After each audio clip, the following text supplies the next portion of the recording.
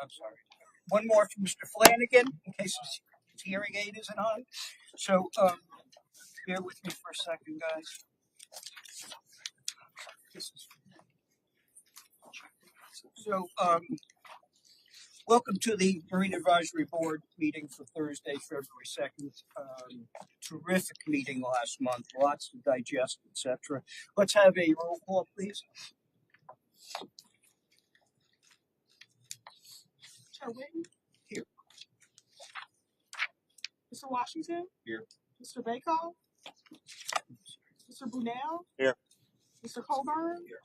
Mr. Dunbar? Here. Mr. Flanagan? Here. Mr. Franks? Here. Mr. Lynch? Here. Mr. Robotsky? Here. Mr. Swindell? Here. Mrs. Ware? Here. Mr. Morley? Here. Mr. Mitchell? Here. And Mr. Day? Here. You have a quorum. Minutes again last month was it was a heavy duty meeting. We all hung in and I think we accomplished a lot. I assume everybody has now scrutinized the minutes. Anybody have any questions, issues whatsoever? Otherwise, may I have a motion? Motion to approve. We have a second on that. Second. Mr. Franks. Thank you. All in favor of approving the minutes, please say aye. Anybody opposed? That's all set. So before we move to waterway crime and safety voter reports, I just have to acknowledge the guy that's sitting here with an atypical hat. This is Captain Jeff Hart, and I'm going to hold the introduction in a minute till we get there, but I want to acknowledge him.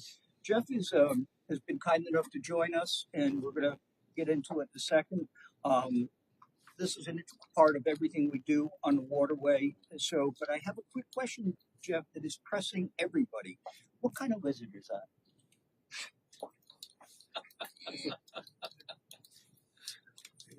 That's actually not a real lizard. That is a wooden sculpture of a monitor lizard. Ooh, okay. So all of you guys, Easier to catch. yeah. So some of you were correct, but none of you knew that it wasn't real. So thank you for that. We're going to get to Jeff in a second. Jeff wasn't. Look at this. There you go. All there right. you go. He wasn't able to. So, He he wasn't able to bring a live iguana, frankly, because they all just died. But so we did bring our pet iguana in case anybody is so inclined. But before I close on that, Jeff has made it very clear that outreach with children, families, etc. If we want to organize something, they'll bring wildlife. And again, it's all about including family and everything we do here. Waterway crime and safety. Travis, give us an update. What's going on? Yes, sir. So for the month of January, we did have 3 boat burglaries where garments were taken. I'll say as much as I can about this because this is a public meeting. So I would say that there is a heavy effort into resolving these cases right now. That's about all I can really say about it. Not just for my department, the whole state. So we know about it. We're on top of it. We know it's happening. There's been some arrests made. And so the local jurisdictions are actively investigating all these, and we know it's happening, and we know who a lot of the players are, and we know how it's being done. So that's all I can really say about it. But I get questions about it all the time, and I know it's a big concern. It's a big concern for me and my agency, but we are on top of it. The other biggest thing I get questions about is the anchorages and the limited anchorage ordinance. So I want to give everybody an update on that. So in Lake Sylvia, since the adoption of the ordinance, 51 boats have anchored in there since then. There are currently 18 in there. 5 of them are over their 30-day stay. All 5 of those vessel owners have been cited for the ordinance. Nobody has gone to trial yet. Most of them have had their initial hearing with Judge Fry, but none of them have gone to trial. So I can't. We're kind of like wait and see to see how the court system kind of handles these whether it's going to be a fine, well, I'm sure a fine or the judge or the boat. I don't really know what the boat's going to do. So we're kind of waiting and seeing with that. And then once we get those cases logged, then we're going to shift our focus on increasing the number of charges when people don't want to move.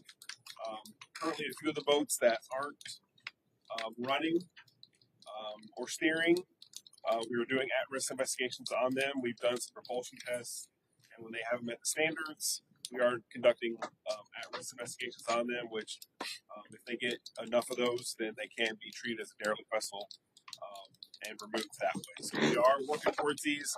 It's slow. The courts are slow. It takes several months before they're heard. A couple of people have applied that they're indigent. So, so that all just takes time that I have no control over any of that stuff. It's all in the court's hands. I will say this, once someone does hit day 31, we do charge them. We give 0 breaks on it. We charge them day 31, and we give them warnings all throughout this time, from the day they anchor weekly, because we check it every single day. And we do give them that. So, like I said, 51 boats in Lake Sylvia have anchored there. At Las Olas, since the ordinance, 23 boats have anchored. There are only 4 boats currently anchored north Las Olas, and 2 have stayed over the 30 days, and they both have been charged with that. Sunrise Bay, 34 have anchored. There are 5 currently, and 0 overstayed in Lake Sylvia, or I'm sorry, in Sunrise Bay. So with that, any questions? Yes, sir. I have a couple. Boats that can't go anywhere. Their engines don't work, steering doesn't work. Do you go on and see if they're dumping their sewerage into the water? You go and put the dye in and flush it, see if the dye comes out. So with the changes in the laws, we can't do that unless they let us. But if normally we'll ask, if they say no, I'll call the Coast Guard. Coast Guard can come. And have they been doing it? Because if you're there for 30 days and you haven't moved, there's a good chance that they're black water. The Coast Guard has done it several times for me. And then if they find they're in violation, can the boat then be towed, moved? They're still allowed to stay. They'll be charged with the violation, but they can't. What happens? Second question is, if they're charged with the violation and then they leave the country, or can they? Or do you preclude? No, they could. They could. So they again may never show up. Right, but in my case, if the wind is the boat's gone. Yeah, that's the wind. So if the boat is gone, then not gonna let it win. So it's very strange. There's this older couple we charged last week. The boat runs, it steers. We gave them all these warnings that, hey, you're coming up on this. Now, no one's saying you have to leave the country, like or the state of Florida. You could go up to Pompano. You could go south. You could go to the Keys. You go wherever you want. You just gotta leave the jurisdiction of Fort Lauderdale. And they didn't go. And we're like, hey, you're at day 31. Pull anchor and go now. You can go. And they're like, no, we want to stay. I'm like, well, you're going to be charged this. The minimum, you're going to be fined. You're going to be inconvenienced and go to court at least twice. So I don't understand. They said, oh no, we like to go. Okay, fine. So I don't think it's worth the fine. Yeah, well, I think put a lien on the vessel and do all this. I think Judge Fry sees some of these people. He's not going to be super kind to them. He doesn't like derelict boats himself. So I think he's going to give people a chance. Then after that, he's not going to. So. Do you have any codes of what the fines are to tell them what the fines are? There's no statutory. Yeah, there is like up to like this level. I think it's 500. Yeah, it's 500. Yeah, per day.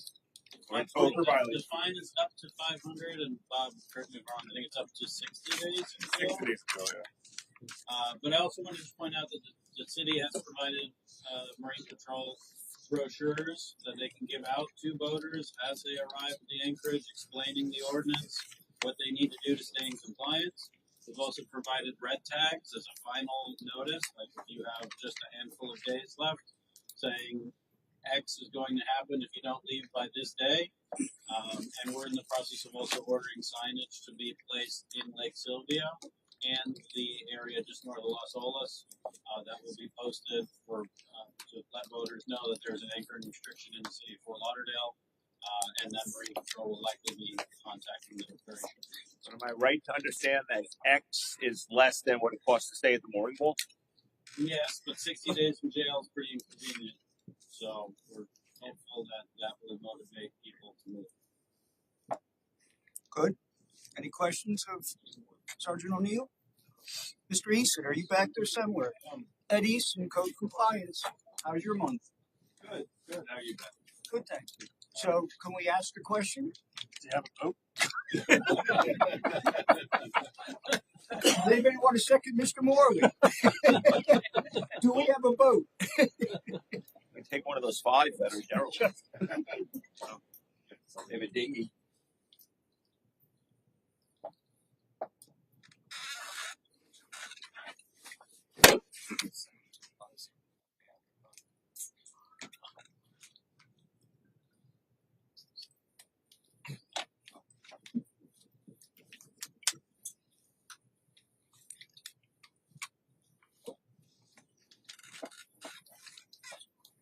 Okay, right here, 1304 Tangelo Isle. The property was cited on 11/12/25 for illegal land use. The residential property is operating a yacht charter business with multiple boats advertised on the Flamingo Yacht Charter website. The case went to a hearing on January 29th and was ordered 28 days to comply or $100 per day thereafter. So we're waiting for the reinspection to go out there, find out if they, and we're going to check the website to find out if they're advertising on that day after the 28th day. So, You have a boat there, more than just yeah, that picture's from the water, right? What's complied? Beside the street. complied means they removed the ads. You're right, from the website. And then I think one of them actually a couple may show the post. Like that one is on their actual website, Flamingo Yacht Charter. That one and the next one. It's not a U.S. Florida flag boat. I don't know if that's a code violation. Well, once they remove the ads, they won't be posting it anyway. If it's here over 90 days, right? Is that the rule? Yeah, 90 days have that down. Show the actual. Okay, and we go on to the next one.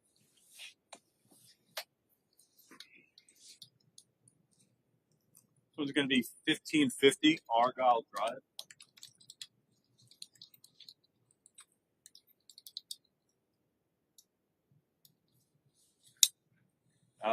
The property was cited on January 27th for operating vacation rental on the boat.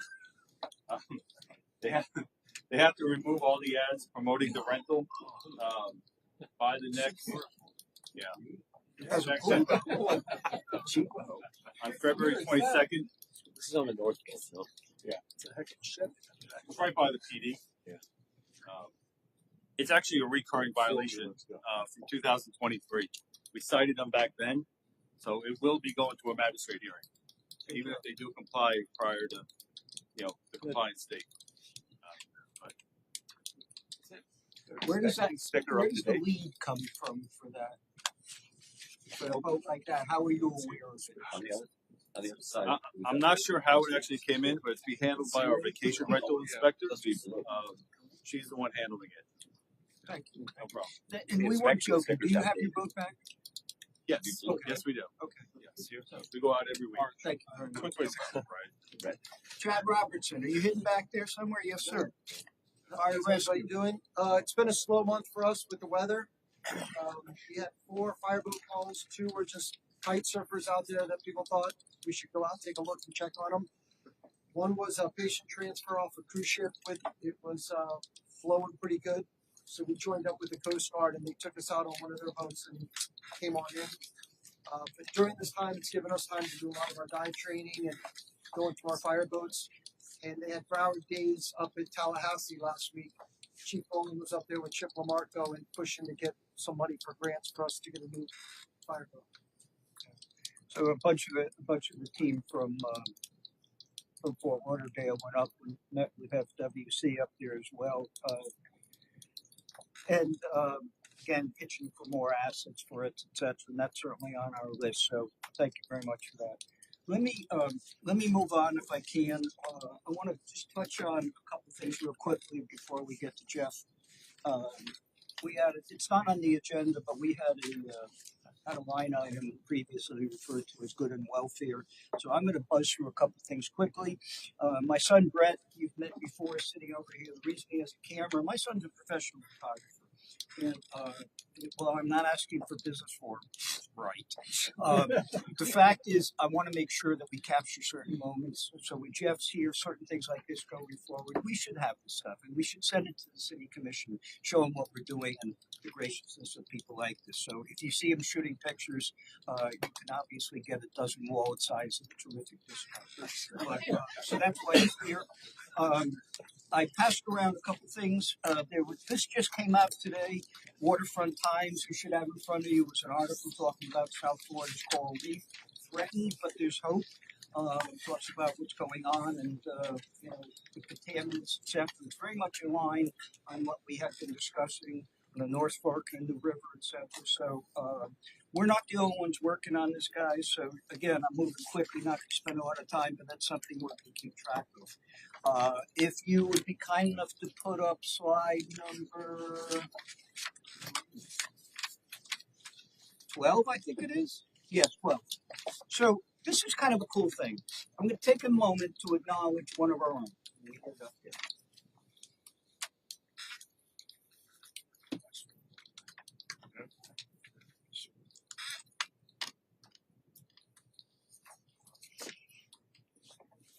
So we're going to go through these real quickly. That's Jason Dunbar. So Jason on his website says he has 30 years of experience. I would argue that picture was taken 30 years ago. His hair was a slightly different color, but the reason I'm doing this is because, so this is under the category of give a shit. So Jason had reached out to Andrew and forwarded a message for us to review, and he had. If I can get to the page very quickly. So he mentioned the issue he had at Suntex Marine, the same thing we talked about. Jason, I'm not going to speak for you. It took his 20-foot boat to go have something to eat. It was $410 to sit there. So again, and talked about again issues at George English Park. You don't have to say anything. I'm not backing the corner. I just want to acknowledge the fact there are people here that instead of simply, and I'm not pointing fingers at anybody, simply coming once a month, really do take this seriously. I'm going to say that goes for the majority of us. So thank you for stepping up big time, and we want to make sure we acknowledge folks.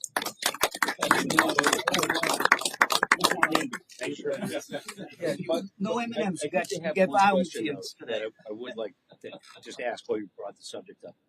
Public docking anywhere to get anybody to the beach. I don't know that it exists now. I don't know where somebody can be driving and stop and pay, like, you know, at the park.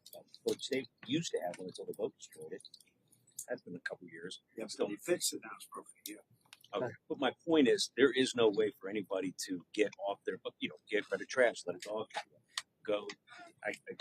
I don't know if that's something that when Suntex took over, I always thought that public access that Las Olas dock had was part of the deal, that would continue. And when I talked to the dock master, he said absolutely not. There will be no public docking. Barry Flanagan could attest to that. If you remember, it was Barry's son that went there some time ago with a family that would have dropped $2,500 for dinner, and you know that's just silly.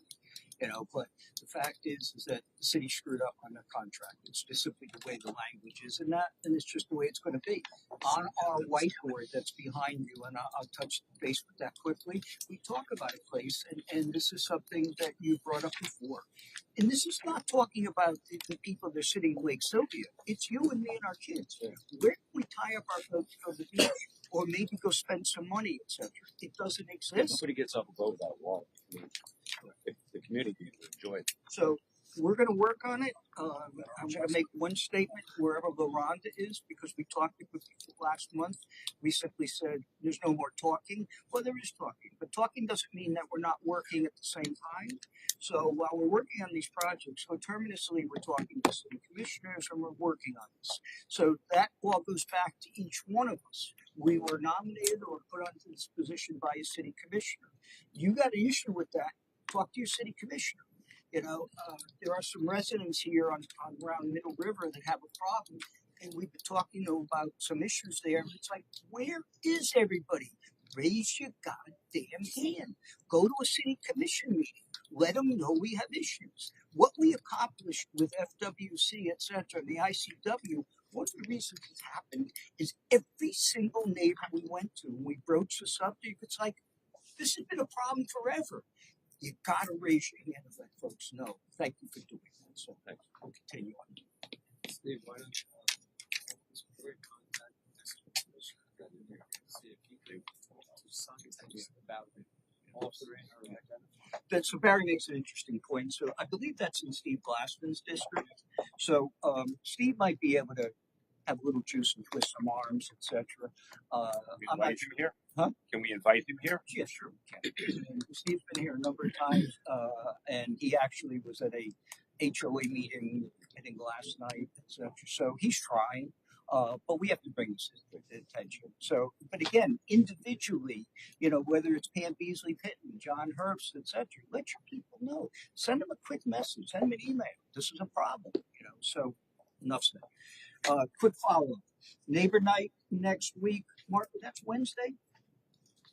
It's the 12th. So, Thursday? So Neighbor Night is one of the coolest events. It's held at in the garage right next to 101, and you get an opportunity to meet lots of people. I want to say the salt of the city. There's lots of booths here. You get a free tree, and you get to network, etc. So if you get an opportunity, please come out. It's a lot of fun, and you'll see a lot of familiar faces there. Chief Schultz, I don't know if I'll follow up with that, Travis. We talked about staggered capital replacement program. I'll follow up with Chief offline.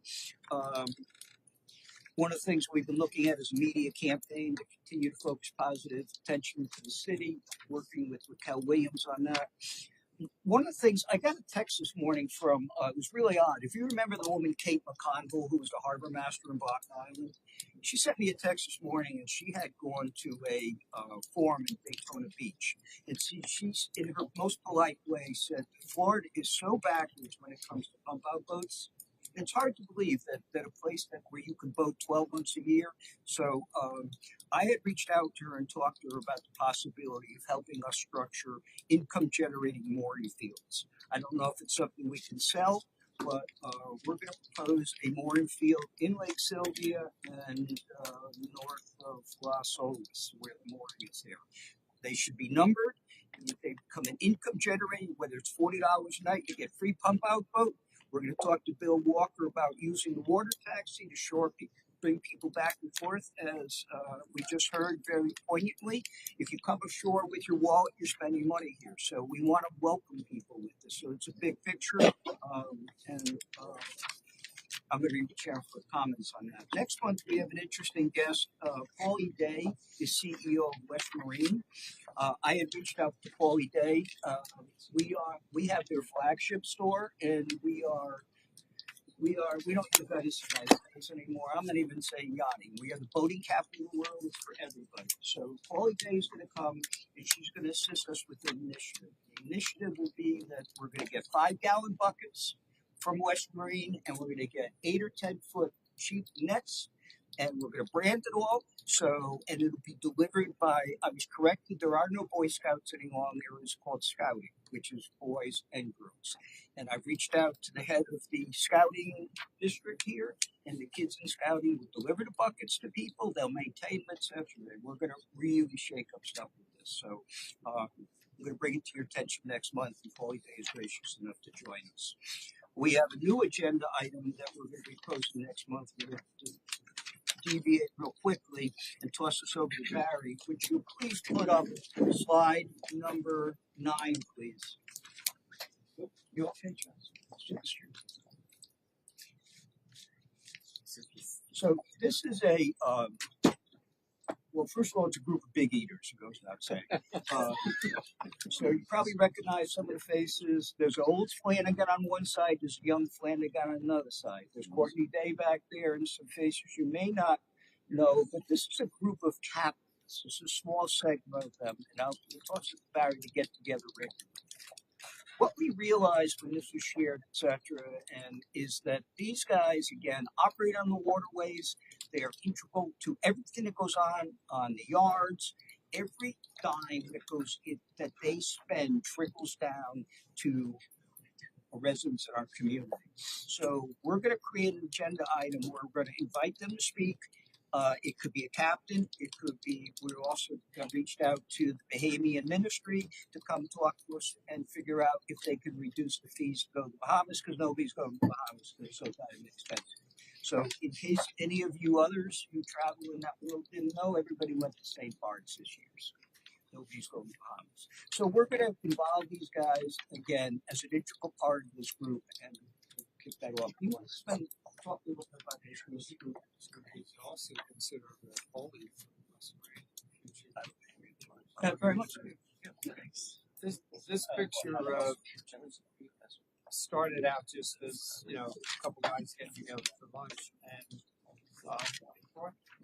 back 2 years ago, we bring a captain off a big yacht, come visit. Sorry, hard to hear you down here. And your name, please. I forgot. Sorry. It reminded me of years ago when we had captains from boats come in and talk to us about trickle down, how much money they spent, what it means economically when they come to town. And Cakewalk was the main one that we discussed. She was 281 feet. It was the largest yacht built in America. It still is. It was built with the refuse. And he talked about what they spent. They bought 2 town cars. They bought boats here. They bought a lot of things that were here.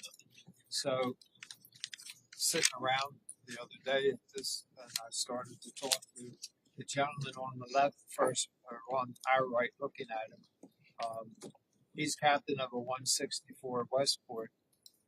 Keeps it over at 15th Street Canal there off the fisheries. Rents the slip out yearly.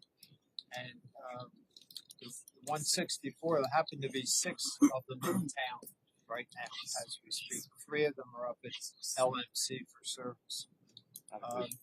He just came off a $2.8 million bill at LMC and scheduled next year. Talking 2 weeks. $2 million for a paint job. By the way, we did analysis on boats like that. They average about 20,000 a day wherever they dock.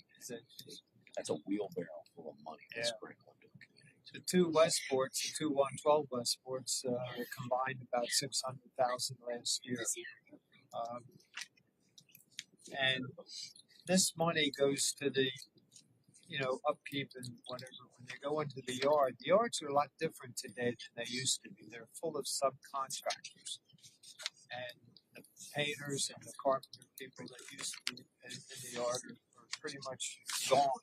So all of these subcontractors, and even out at Port 32 where our office is, you see loads of independent people coming in that used to, you know, they 3 or 4 from this trade, 2 from that trade, propeller people. So it's different, but it's what brings these boats to Lauderdale, because these facilities are here and they can get service.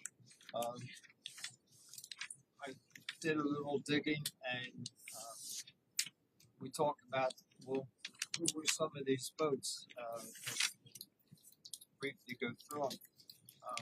There was a boat called Tatoosh. It was owned by Paul Allen, who started with his partner, Bill Gates. Tatoosh was seen here frequently. She was too big to come into Fort Lauderdale. She stayed in the port, and they would leave if the cruise ships came in. They'd go offshore, dock. Cruise ships leave, they come back. They liked the port. Tatoosh also carried 2 helicopters, and he could have those helicopters serviced. And that was something he couldn't do in a lot of other places. So one-stop shopping was the reason for that. Our former board member and chair, John Terrell, was captain of Tatoosh when she circumvented the globe. And that was pretty interesting, some of the stories that he had. Tatoosh was a good Fort Lauderdale hit for us because it brought a lot of money, even though she was in the port. When Paul Allen passed away, the boat has been renamed. And, I think it might. No, it's Cakewalk. It's now in the what's it? Walmart family. Larry Ellison, who founded Oracle, his boat's been here off Sun. What was it called? Rising Sun. Too big to come into Fort Lauderdale, but if you stay in the port, and you would see the boat was stark in white and colored, very well designed, and it would be offshore for a few days, come back in. So not only the boats that were here that I mentioned earlier, but a lot of the owners frequently. Obviously, these people spend a lot of money here too. The president of Bradford Marine up until the Kelly's boat was Paul Engel. He was captain of Malcolm Ford's boat, the Highlander. And at the time, Bradford was a service center for Fedship. And that's where his association ended up coming ashore, as he calls it. I was president of Bradford for like 20 years, I guess. Highlander still pops around. It's under a different name. She can be seen periodically on the Pier 60 at VMR. So if we start trying to bring some of the, Courtney was gracious to help us bring some of these captains back in on a scheduled basis and see what kind of facilities they like here, suggestions they have, and what they mean to our local economy, and bring it to the attention of the commissioners that it's imperative that we keep the flow going up to the yards where these boats get service work done. 160 footer is probably the biggest you can get up there. Courtney could probably tow it up bigger, but they can't lift it up too much beyond that. So this is something that I suggested we might look into doing, and the chair thought, yes, we ought to at least schedule it now and see if that's ongoing interest. I think that's it. So Barry used the term what they mean to the local economy. You've heard this ad nauseum. Ted was chair. He's been preaching the same thing. It goes on and on and on. We talked about a potential moratorium. That did not happen because the goal was to make sure that there would be no pinch points to make sure those boats can get up the river. So we don't have a moratorium, but we're going to make sure that there is uninterrupted access for those boats to get up here because, again, the big picture, with all due respect, I could care less about Paul Allen, no disrespect to him or anybody else. It's not about them. It's the guy that works across the street in the sub shop. It's about the painter, all the subcontractors. So we're going to have captains here. We're going to draw attention to this. Thank you very much. Put up slide number 10, please, Doctor. Jim, Yes. may I? Yes, of course. Thank you. I came into our meeting last month, and Barry said, I like that hat you're wearing. So I told him, I said, I'll get you one. So I want you to Picture time. enjoy that. Put it on. This is a photo op right here. Come on, Barry. Barry, you got to put it on. You got to put it on, Barry. Sam, Hey, all right. Sam, pass it around, put money in. Guess what? So you can't take this thing back, Sam. Thank you. You know what? It just points to how seriously we take this and how seriously we don't take ourselves. Thank you very much. What I did, Mr. Chairman, too, and I wanted to make the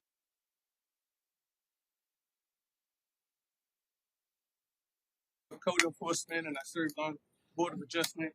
I went to the mayor's office and I asked for lapel pins for each one of my members. And that was to show them that we appreciate what they do, the sacrifices that they make. May not be a bad idea. Wonderful idea. Wonderful idea. Thank you. Thank you. Slide number 10. So this is guys, this is it shouldn't be difficult to understand. This is a life ring. This is in Andrew's office. They're about to be distributed. This is part of the Aiden Perry Hero Life Ring Initiative. It's something that I'm not going to put Andrew in a corner, but these, as we've talked before, we're trying to be as proactive as we can. Those are being positioned throughout the city, and we're going to add to them. The other thing, this was a letter from Raquel Williams summarizing the various things that have occurred. This went to the city commission on in January. Waterways update, sewage pump out vote, check. Living seawall permit fees, we've been working on. Life jacket loaner station, that is a result of Jeff and FWC. They gave us a load of life jackets. We are now building loaner stations. And again, if anybody goes out without a life jacket, shame on them because they're going to be available. Emergency vessel removal in Lauderdale Isles. That was something we've talked about. Mangrove planting, and again, Amy Perry Hero Life Ring. So again, lots going on. We're going to move forward. If I can, two other things. I had reached out to Dr. Gassman and Todd. I should Dr. Is he? So I asked Todd, and I said, Sam, we've been going on about water flow in North Fork. We put a lot of time in it. We've made a lot of calls, etc. I'm at a point where we all don't know what to do. Doesn't mean we're stopping. So I reached out to some people that have a pedigree way better than I have, and I said, "Is there something? Is there something?" My words were, "Excuse me. Is there something? Is there something unique? Is there some way to scale this up? Is there something out there, some technology that is out in left field that we're not aware of?" The answer is there is not. Technology hasn't kept up with us yet, etc. We know the North Fork has problems. It's not going away. Neither are we. So I just want you to know we're focused on it. We'll continue to work on that in the background. But there is no quick, easy fix. With that being said, Mr. Chairman, I have researched a little bit more history on Fort Lauderdale and all, and we have some major concerns because Ms. Gassman was here. Ms. Gassman was here in our November 6th meeting, and she made the report that as of 2015, Broward County and the city of Fort Lauderdale both and the state of Florida recognized that we had that contamination there. Yet we still have the contamination here. We're 9 years, 10 years later. Sam, But now, let me stop you for a second without being rude. I want to finish this because I want to get to Jeff, and then we're going to come back and the whiteboard and discuss it. Do you mind if we pick it up in a minute? No, go right ahead. With all due respect, please, I'm sensitive people's time here. So, real quickly, this was, NOAA published this Tuesday, February 3rd is Marine Hazards and Rip Current Awareness Day. I didn't have enough toner to print this for everybody, but basically talks about rip currents, etc. It's great stuff to share with kids, etc. So, safe to say you're all aware of it, but people die every single year here, and I won't back Travis in the corner, but we know full well it's something that requires more attention on our part. I think I'm pretty much set with that. Again, what's going on behind the scenes is our work is being acknowledged. So if we can, I am going to move to our friend Jeff Hart. So with respect to the captain's group, guys, we're going to create a separate agenda item. We're going to come up with a name for it, etc. If anybody has thoughts, if anybody has somebody in the trade, you don't have to be a captain, but if you have an affiliated organization or something that would benefit, please just reach out to Andrew. And it goes with any agenda item. If you want something on here, just reach out. We'll put it up. So that brings us to Captain Jeff Hart. I had reached out to Jeff early on, and safe to say he's rather busy. And I said, "Look, I want you to come, and we're going to do. We want to make a big deal about you, etc." This is a guy that fully prepares for everything he does. It's like I hate to be a Debbie Downer, but I'm not going to be prepared for this. I don't want you to be prepared. I want you to show up. You are a partner. You are a neighbor. I simply want people to meet you. Jeff has offered to come to any meeting that we can use some help with. And again, what they did for us with the speed zone, etc., the friends they have become is truly extraordinary. Would you be kind enough to put up slide number? Let's start with 2A, and we're going to go through these quickly. So recently, obviously, we are aware that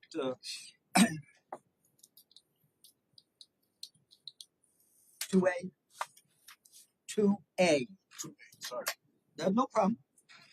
2A, and then we're going to put up 1A after that in a second. So, safe to say that is a frozen iguana. I understand that in what I read earlier, 8,000 to 9,000 iguanas have been humanely euthanized. So, guess what? We have no iguanas in our backyard anymore. This is something that these guys are aware of. They had a collection site. I'm going to let Jeff get to that. 1A, please. Actually, it was a tough time. This is the plug for Morgan. This is a plug for Morgan and Morgan. Have you fallen from a palm tree? You may be entitled to compensation. So we make light of it. It's very serious and so on. But I had to get that in there. Number 2, please. So Jeff is. And it's not just Jeff, it's FWC. These guys are involved in so many grassroots things. I mentioned to you, we joked about iguanas, etc. Jeff has offered to, anytime we want, come bring animals, all for the kids, etc. And if you see that face, you see that smile almost anywhere. And because it's all about giving back to the community, which is an integral part of what Jeff does. Number 3, please. As I say, when you look up badass in the dictionary, that's Jeff right there on the left. You may be humble, but I've been honored to meet these guys, and it's just, let's just say they kick ass. Number 4, please. Jeff has worked closely with the guy on the right, who happens to be Chief Schultz, as well as, I imagine, Travis O'Neill and the rest of the guys. Again, constant smile, and the answer is, what do you need help with? I'll be there. Number 6, please. They've interacted with, there's way too many guys here. I assume it's BSO, PD, fire, whoever it may be, and that's Jeff in the front row. An integral part of every single thing we do here. Number 5, again, about giving back to the community. There's children involved. Jeff is there. And again, I can't speak enough about this. Go to 1B. This is how we kind of started. And I had the great pleasure of meeting this group. I'm sorry to say it was when the young lady died. But when I talk about the fact that Jeff, now Lieutenant Colonel Holcomb, and the team rallied the troops, that's an understatement. That's a big-ass Midnight Express. So that couldn't be a better photo of what we had to deal with in the ICW. And one of the things we're going to be talking about this year, and we have some folks here as well, is possibly expanding that zone, because every single neighbor has reached out and like, what about us? So we're going to be talking to Jeff and his team in the future about this as well, to see if we can make that happen. Thank you again. So the last one is number 7. This has nothing whatsoever to do with Jeff. I've never seen a snake that big. So, Jeff, if you would, in your comments, we tease about iguanas and pythons, etc. I'm hoping we're eradicating the situation a little bit. Again, not backing you a corner. Toss it to you. We have an FWC mission I posted. So everybody understands, FWC mission is managing fish and wildlife resources for the long-term well-being and benefit of the people. Guess what? That's not what they've been doing. So we talk about where natural resources are valued and safely enjoyed by all. These guys have been the cops on the waterfront. I remember when I first met them, and it might have been either Jeff or at that time it was Major Holcomb, who pointed to the sleeve on the patch on the sleeve and said, "Wish we were doing this. Wish we were dealing with, instead of dealing with tragedies on the waterfront, dealing with what we're designed to do." So, with that said, I'd like to introduce Jeff. If you'd like to have a couple comments, you are welcome to come anytime. And thank you. Wow, Steve, you have really outdid yourself. From the pictures to the PowerPoint, I mean, what else is? How do you decide which hat to wear? Hey, it's just this hat for the uniform. So, So here's 8,000 iguanas have been removed. Where do they go? What are you doing? Shoe factory. I'll tell you what, first of all, I'm very distracted by this little bell here, and I'm just like resisting the urge to hit it just because. Do we actually have anyone here that actually hits? Oh, yeah. Really? We won't point fingers at them. It gets that bad from time to time. Well, hey. Okay, you're definitely welcome anytime. Hey, good evening, everyone. I tell you, just when I'm getting used to the time change, we're hit with these ferocious cold weather surges that just adds another thing for me to mentally and physically get used to. And being here in South Florida for some time now, I definitely have not been prepared for some of these cold temperatures that we're going. So, look, as of late, it's just finding ways to be a regular or normal person in the midst of these cold temperatures has been my biggest challenge so far. So, but Steve, thank you for the welcome. As Steve said, my name is Jeffrey Hart. I am the FWC captain overseeing patrol operations for Broward County. Um, and again, I want to thank you all for the warm welcome here. It is definitely much appreciated. I do feel like I'm at home here. So. You all may or may not know that the Florida Fish and Wildlife is the largest state conservation agency in the nation. We're primarily, if you alluded to it, our primary mission is the safety and conservation of Florida's natural resources and wildlife. In addition to public safety and the protection of the residents that live here and all that choose to visit our beautiful state and more specifically our beautiful city, Fort Lauderdale. We're taking pictures. We're the number one resource here in Fort Lauderdale that's enjoyed by our residents and visitors alike is the coastal and intercoastal waterways. So making boating safety and the protection of those waterways a top priority for us. But we all know that conservation and public safety is not just the responsibility of the FWC. So it's a community. It takes a whole community, and so I'm very happy to see that Fort Lauderdale is here. I'm always happy to be in the space with Fort Lauderdale PD and Fire Rescue. We do great work together, and as of late, we've been doing some great work with the Fort Lauderdale Marine Advisory Board. So, not to dig into the weeds on that, but we all came together and worked on a project that involved the waterway between Oakland Park and Sunrise. Right? So, not to get into the details, but bottom line is we all came together to accomplish and complete a project. So I wanted to use this opportunity, Steve, if I may, just to make an introduction of myself, talk about the agency, but most importantly, extend an invitation to each and every one of the members here to actually visit our office. Come to our office, meet our staff, meet the wonderful officers who are out in the city that's doing the great work, and thus creating an environment where we could really sit down and have the meaningful discussions about some of the issues and concerns that are involving our waterways, right? So that's number one. So, and now I'm realizing that I really haven't told you all much about myself. So allow me to share the nutshell version of me. So raised in Florida in the Tampa Bay area. Attended college at Florida State University, where I majored in. I hear some tea sucking going on. You must own one of the cars with the gator tag. I saw several of those out there, and I was like, "There's going to be some issues in here." I know. So not one. You got the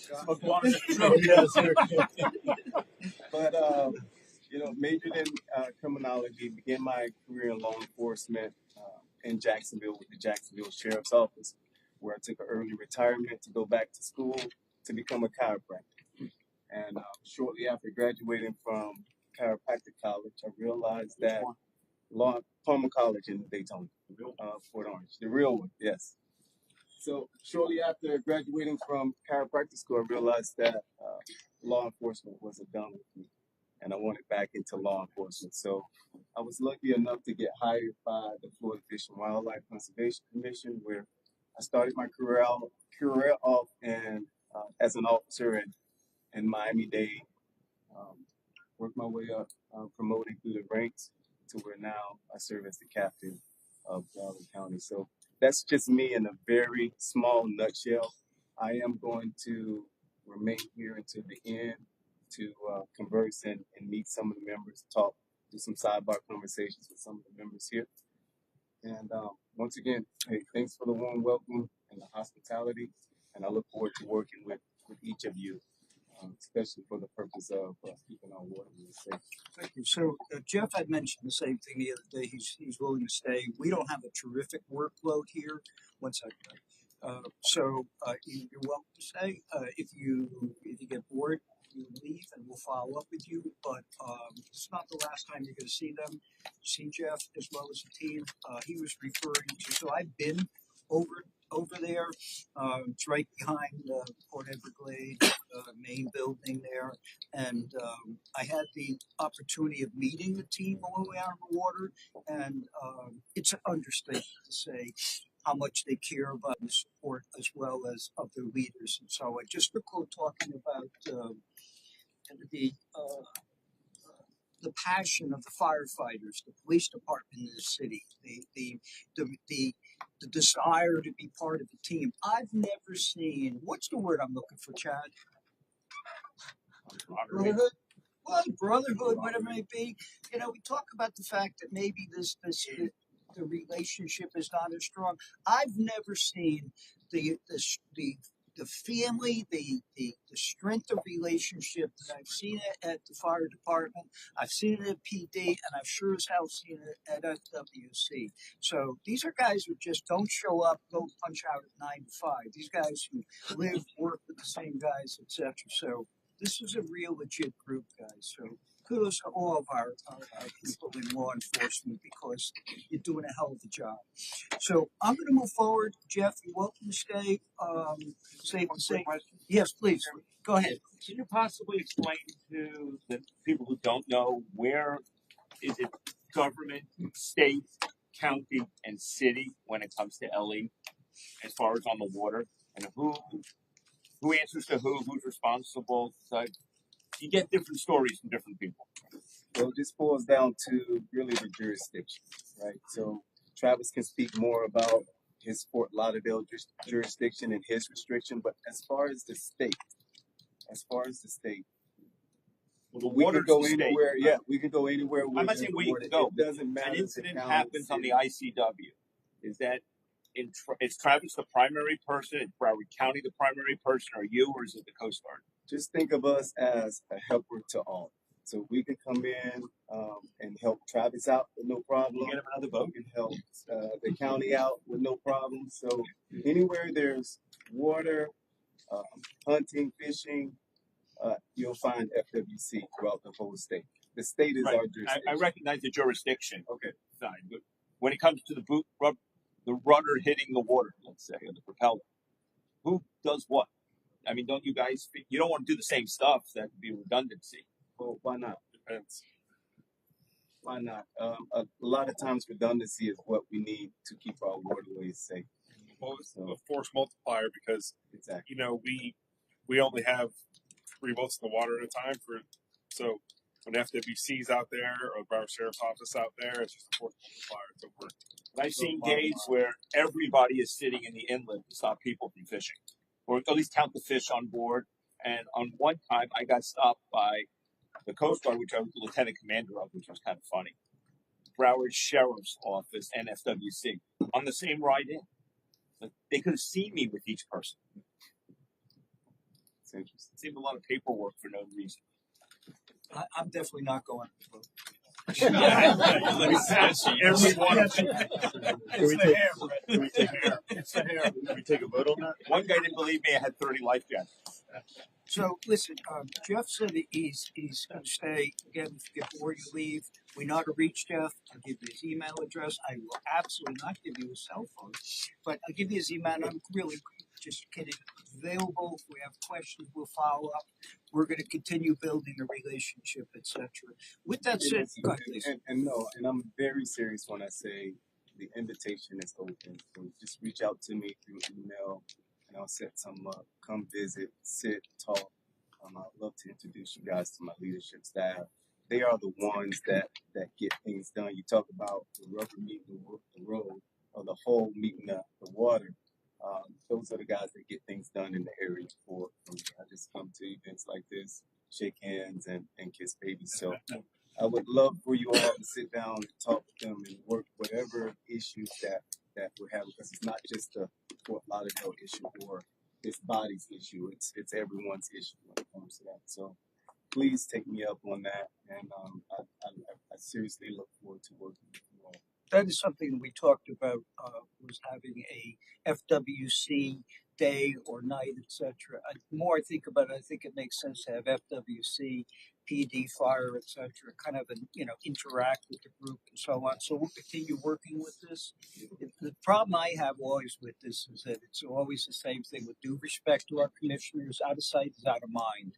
We always assume that if there's an emergency, Travis is going to show up. If there's a fire, Chad shows up. If there's a problem elsewhere, it's not the case. Again, we've talked about it. It's a wing and a prayer, hoping we have enough assets to service what's out there. So focusing on these guys is good for the health of our community. So again, thank you.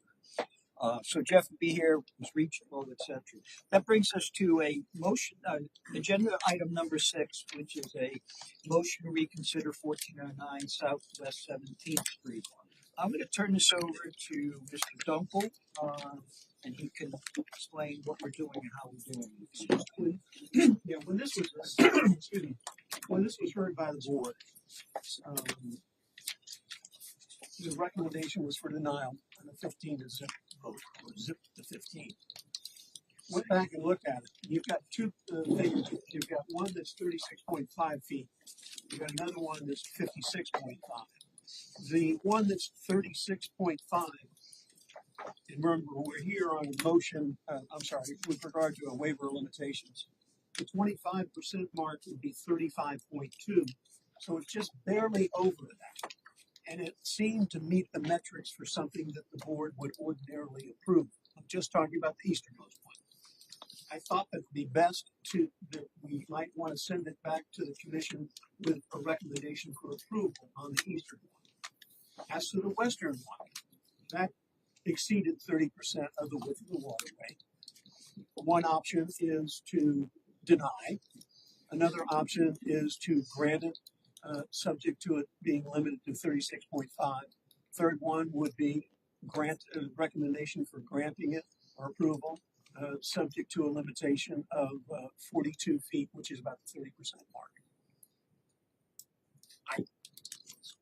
There was a letter sent out with an attorney who had a whole bunch of other comments. Could you maybe address, were his conclusions something you'd agree with, or something to be arbitrated? Or well, that's going to be what he's. Why you want to go ahead and speak at this point? I can. Sure. Good evening. I thought we don't take other testimony. Yeah, no. This is not to supplement the record with regard to the length. He's requesting an interpretation question from the zoning administrator, from which he'll probably go to the Board of Adjustment. Okay. Yeah, So I'm okay to ask him a question? Yes. Okay. Yes. Can you say your name for the record, please? Ryan Abrams, attorney for the applicant. Thank you. Sure. Good. Good Can you evening. maybe stand in the middle so we can all hear you? Yeah. Thank you. That's fine. I'll try to do that. So, The computer makes a lot of noise. sure. So I know that there's the last hearing preceded my time as attorney for the applicant. I was hired after the last hearing. Specialist. Thanks. Some people might say that. I am a land use attorney. I do work Fort Lauderdale often. I am familiar with Fort Lauderdale's code. This process asks for a waiver based on extraordinary circumstances. That is the request that's before you.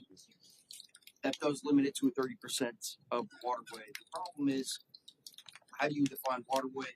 And does it include private property and property that has been dredged and is a man-made water area, man-made submerged land? Okay, so if you own land, okay, and you just take it out and create a marina, all right, there's examples of this all over the city. You can have a dock all throughout that marina. There's no limitation. What we're saying is this property is no different. This is submerged land that is owned by the owner. They're taxed on it. The city collects taxes on it. It is fully owned, and there's no riparian rights because of the fact that it is not natural and it was man-made. And there's an example just across the way. If you look at the aerial on your computer, there's the marinas across the way that were dug out over time. They used to be land, now they're not. And docks extend way more than 30%, all the way out from the seawall, all the way out to the property line or just before. And here, all we're proposing is for a dock to be within privately owned land. And the problem is, the interpretation being made is what we're challenging. And that this is not really the board to do that, but this board can grant a waiver. What we're saying is the issue of where you start that measurement from is very much a concern of this board. And if it was considered maybe correctly last time, maybe this is a good time to at least talk about it. Where do you start that measurement from? Do you measure it from the ownership boundary or from the seawall? Because there are other examples all over the city, in this area especially, where it's measured from the ownership boundary. And that makes sense because it's privately owned land. Telling somebody you can't build on any part of your land because it's more than 25 feet from the seawall. And so what I'm saying is you can grant this request, you can grant this waiver because the extraordinary circumstances they're being denied the right, a fundamental property right that others in the city have gotten. And we would stipulate to the dock or the structure never passing the ownership boundary line. And if you look at the map, the boundary line of the Summers land lines up with the seawall of the rest of Crabell Canal. So what is the harm? So that's really all I have to say. And I did have a 1947 aerial to show what I'm talking about. I had that on PowerPoint. I'm happy to show that. I understand that we're not putting anything else on the record, but if you compare old time aerial to now, things that are dug out, that is something people can do, and you still can build into that. Here, FDEP approved it. Army Corps of Engineers approved it. The only question is, where do you measure the line from? Kind of here, because somebody else staff has said it, you measure it from the seawall, and that's just not what the code says. The code says you measure it from the property line, and the property line is inclusive in the code definitions. It's inclusive of water that's going also, not just land, but water that's out. And so that's what the problem is. Take your situation. Can you I buy a submerged land lease somewhere. Am I entitled to fill it in without, just because I pay for the land? If you buy a submerged land lease, between Miami and Miami Beach. That's a whole different concept. Well, because you're saying I want to fill in land. You want to push water somewhere, in a matter of speaking. Yeah. And then there was one in Sunrise Lake. So, guys, let's stop. And again, You started by asking a question about the written material. Yeah. He's explained it. I think that your follow-up question to me was, do you agree? Is he? The answer is, we have a different posture on this than what he does. Okay. And when there's a different posture, it's a magistrate who makes that decision? No. Probably Board of Adjustment and City Commissioner. Okay. Is that where you were headed? Yeah, I was just going to ask, what is the follow-up to this discussion now? I'm getting back to where I started. We've got one figure here that's at 36.5. I'm recommending that you adopt a motion to recommend approval on that easternmost pier. If you would take that to start with, then we would address the westernmost pier. I would say let's address the easternmost pier first. So we can separate the. Yes. So you can. Yeah. Go ahead. I'll make a motion to approve the easternmost pier. Okay. It's 36.5 feet. Yes. Yeah, at 36.5 feet, and solely that 36.5 foot finger pier. Wait a second. So we have a first and second. Second was Tyler. Thank you. How far a boat can go past through the left of the pier? That's code. It's code. That's 25%, 30%. The vessel may not exceed 30% of the water. Of the whole waterway. Yes. So even though the dock is Well, this is where we have a difference of Yeah. opinion. Right, Right. because technically Well, he's here, let's saying, do this he's 36 saying and a half it starts in foot the middle of the so water. he could put a 70-foot boat there if he chose to just dock it. No, I didn't say that. But that would still allow 30% into the Okay, water. we have a motion on the table. Let's address the motion, We're please. discussing. We had a second already? Yes. Okay, let's So have a was- roll. I'm we have- sorry, Lynch and We're now. Brunel, thank you. May we have a roll call vote, please? Can we discuss it when we have a motion? Yeah. So let's bring it up for discussion first, if you have further questions before we do that. I'm just asking if we're going to amend it, can we amend how big of a boat can fit there by taking the measurement? You're only here on a waiver of limitations with respect to the dock. So we can't put other conditions or other things on how big of a boat can fit on the dock. We have done that in the past, but it would make the waters less murky if you address just the thing. So, let's bring it to a vote, please. I want to make sure I have the motion correct for the record. It's a motion to approve a 36.5-foot single pier. The easternmost pier. Thank you. At 36 and a half. Okay. At 36 and a half feet. Right. Okay. There's no pilings past that? Mr. Day, Yes. Mr. Mitchell, Okay. Mr. Morley, Yes. Mrs. Ware, Yes. Mr. Swindell. No.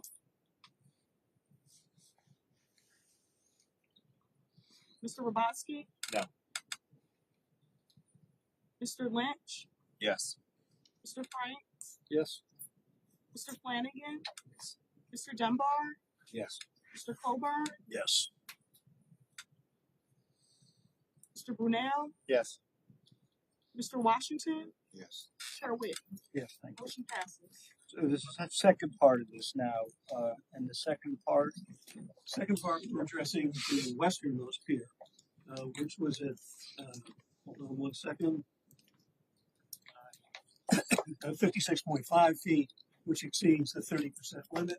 Your options are, with regard to the west, you can continue to recommend denial as it's presented, or you can recommend approval, subject to limiting it to 30%, or you could recommend approval, subject to limiting it to the 36.5 as in the easternmost. That's the discretion rule. Okay, so depending on what judgment is made upon how you calculate the waterway width, right? Whether it's property, not property. If it is from the wet face, then that dock would be over 30% of the waterway, and we cannot As it's been recommend a waiver for that dock. That is correct. And if it's his property, then he doesn't need a waiver. I don't agree with that.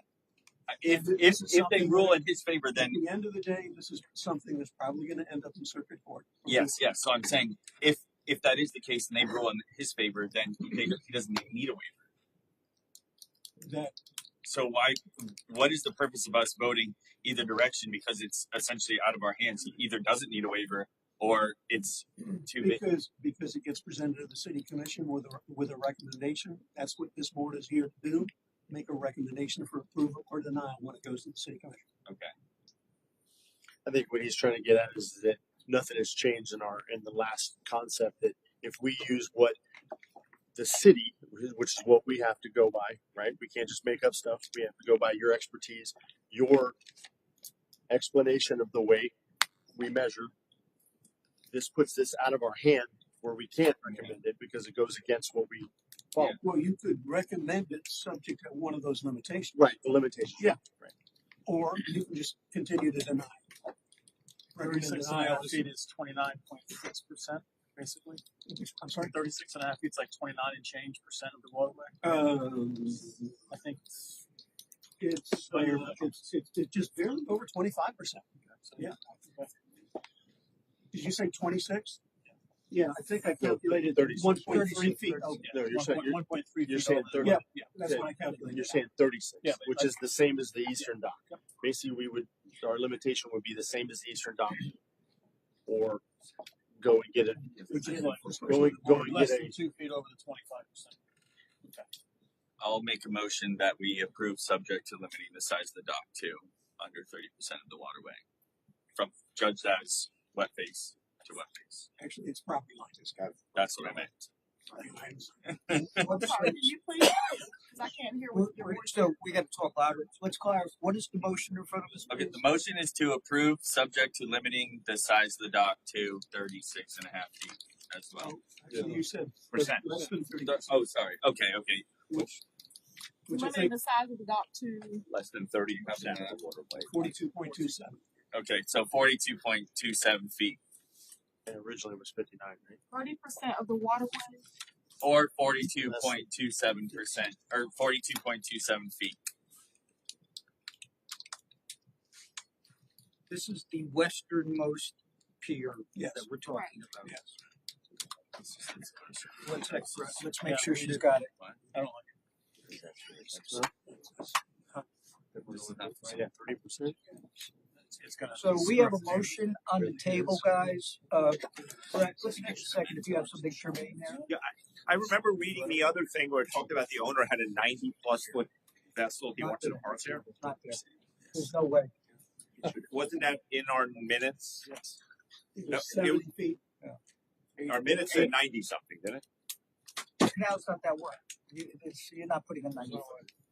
Maybe I'm wrong. It but said the owner wanted to park his 90+ foot boat there, and that was I don't think it was 90. in the November minutes. Yes. That would be interesting if you follow Ryan's argument that you should only look at the width of the Creval Canal, which is only 63.8 feet.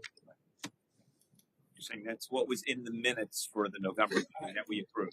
I thought it was 70. That was my recollection, but see, it's 100 feet. One of the reasons, so we have a motion, we're gonna, and do we have a second on this, by the way? Not yet. Okay, so before we do, so one of the things we talked about with this particular location, guys, it is one of the most sensitive locations we've dealt with. The neighbors down, when we talk about the width of the canal, at the mouth of the canal, it's again wider. It narrows down to 50, 60 feet. You know, so again, when we to use the term make boating safe and accessible for all, this has nothing to do with the property owner. This has to do with the neighbors who we hope can get their boats down there. Do we have a second? Do we have a second from anybody on the motion? Would you repeat the motion, please, dear? Yes, I have a motion was made to approve the western pier subject to limiting the size of the dock to less than 30% of the waterway, 42.7 feet. So we have a motion. Do we have a second from anybody? A second. We have a second. Let's bring this to a roll call vote, please, dear, when you have a moment. Yes. Thank you for that, sir. Mr. James, No. Mr. Mitchell, No. Mr. Morley, No. Mrs. Ware, No. Mr. Swindell, No. Grabowski, No. Mr. Lynch, Yes. Mr. Franks, No. Mr. Flanagan, No. Mr. Dunbar, No. Mr. Colburn, Yes. Mr. Brunel, No. Mr. Washington, No. and Chair Wade. Yeah. Motion fails. With that,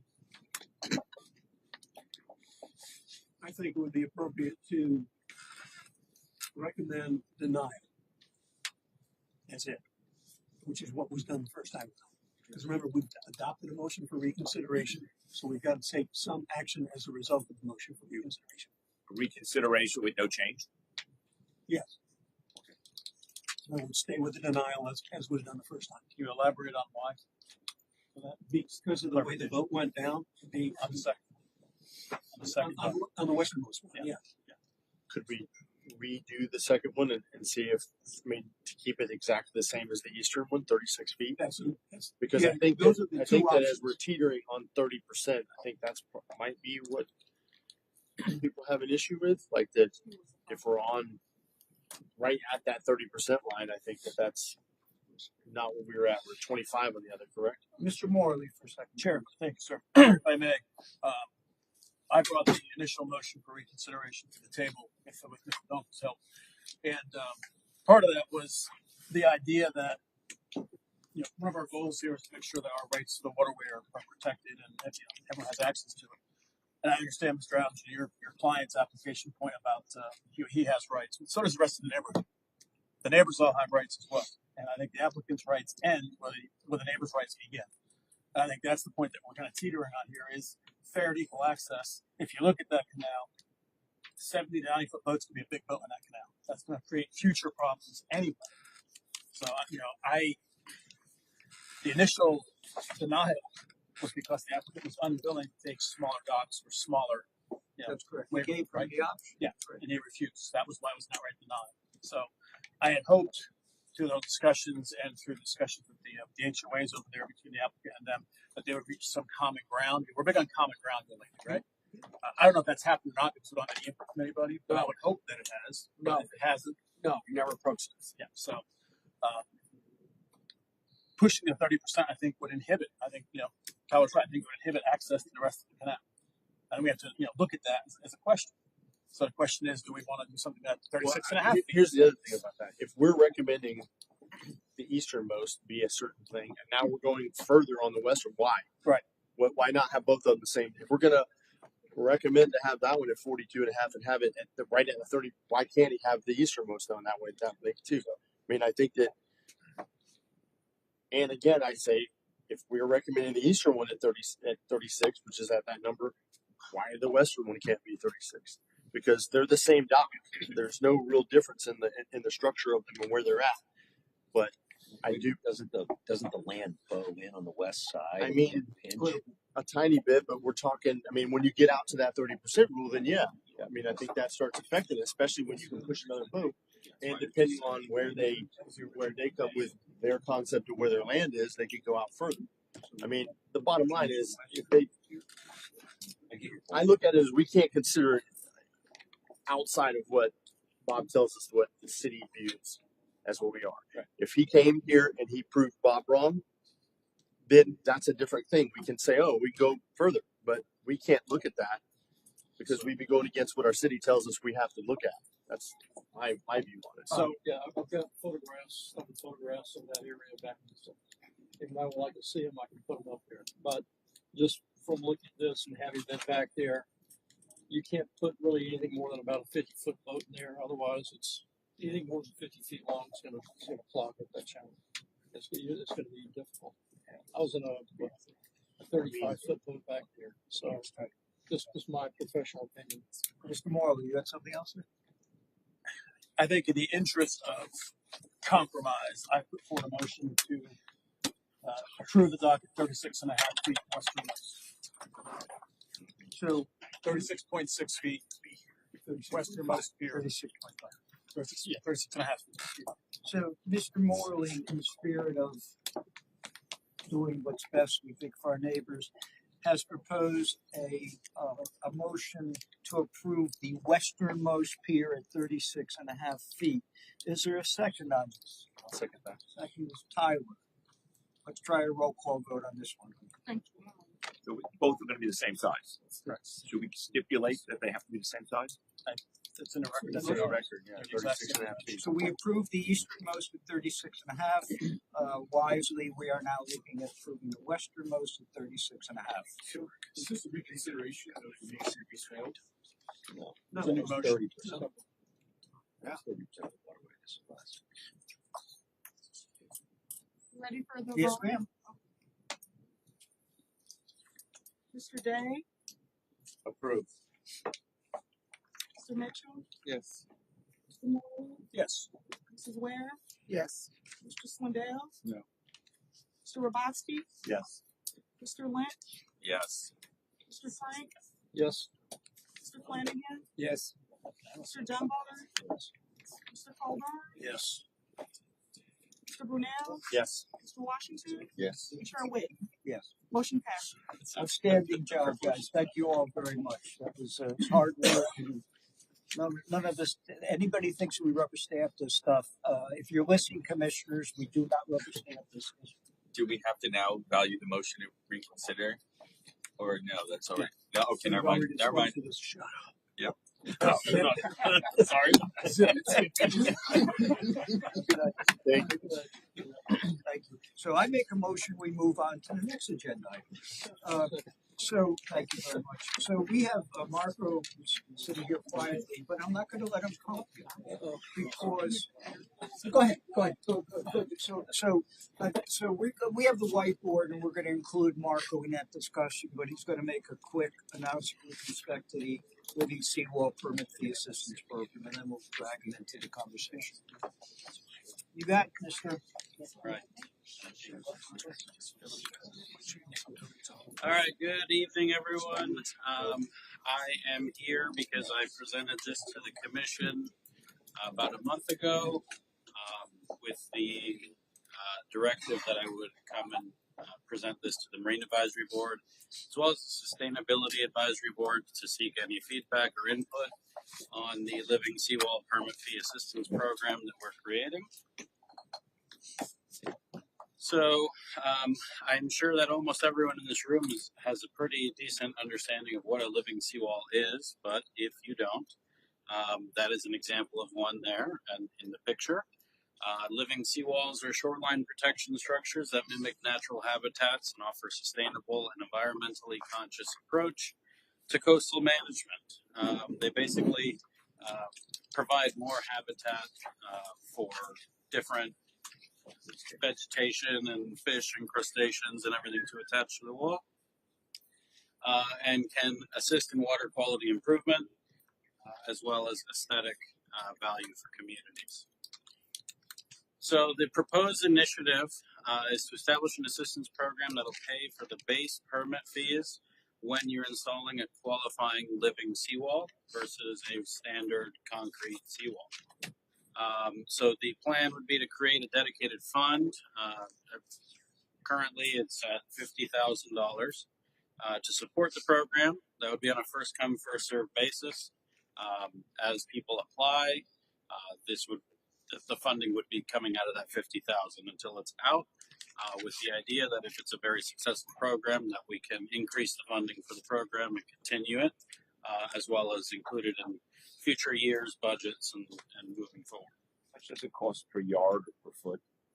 So we'll get to that.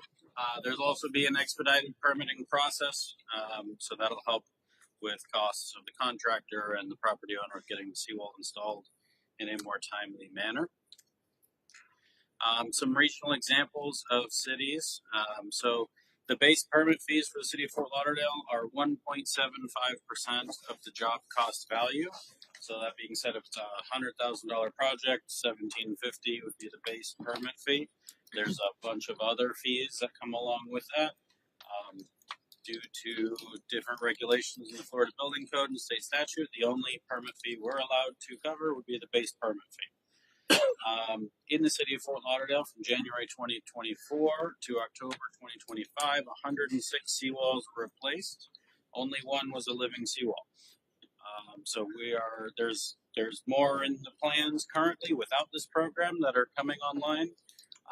But obviously this program should help increase the number of living seawalls being installed throughout the city, as well as the city's looking at installing a few of their own. We already have one not underway, but in plans, and we're looking at adding more to that. What you will see is that the city of Fort Lauderdale's building permit fees are slightly less on average than some other municipalities. But what you will see is that, like North Bay Village offers a 40% rebate. We're offering a 100% rebate. And the city of Coral Gables only offers a 25%. Miami Beach is currently considering language and is looking at the process, but they have not moved forward yet. So the assistance criteria, property owners wishing to utilize the assistance program would have to apply for it. Like I said, those funds are on a first come, first served basis. They have to be planning to install a living seawall for a minimum of 51% of the linear length of the seawall. The seawall has to be brought to the latest NAVD elevation as required by the city code. and the living seawall must meet the definition established. And that is coming up here where I really need your guys' input. So like I said earlier, the city of Fort Lauderdale is looking at a 100% permit fee rebate with a max of $3,500 per residential property and a $7,000 max for commercial properties. The threshold to receive the maximum discount you see there at the bottom it'd be $200,000 to reach the maximum and $400,000 for commercial. So these key decision points. Initial funding of the program at $50,000. That's what we've identified so far. That's what we think is a fair pilot to see if this program actually does incentivize people to install living seawalls. The maximum discount amount for residential properties being at $3,500. The maximum discount for commercial properties being set at $7,000. And most importantly, the definition of what would qualify as a living seawall is where we would need your input. So the definition thus far is, for the purposes of this ordinance, a living seawall is defined as a vertical structure made of pH-neutral concrete, steel, vinyl, or other material designed as a rigid tidal barrier, fancy word for seawall, with modifications on the waterward side, such as modular retrofit panels or textured structural elements intended to support marine organism attachment. The modifications must contain habitat-enhancing components, such as textured surfaces that may mimic natural habitats like mangrove roots, tidal pools, and encourage aquatic life to attach and grow to the seawall. These modifications must be permanent in nature. I know that was a mouthful, but if you could please look at that definition and see if there's any situations in which you think we may need to either broaden the definition or tighten the definition in any way. I know we have a prominent seawall company that is here. I don't know if you have any input on this. Feel free to speak up if you need to. And the next steps, like I said, I presented this to the commission in December. Their feedback was to bring it before you guys for any input, as well as Sustainability Advisory Board. And then we'll be going back in April to actually do a resolution to start the program. Could I, if I might interject, it's obviously exciting stuff. The definition is very complex. Would you be kind enough to share with Andrew, and we could send to the board and ask them for comments?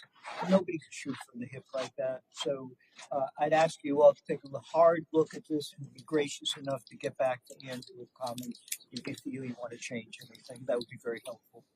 Absolutely. Sorry. Yes, sir. How much does it cost to build a foot or a yard or whatever the measuring thing is of the seawall? Do you want to chime in on that? So I'm Art with APH Marine Construction. We're full service marine construction contractor. We get paid to put stuff in the ground. Down some.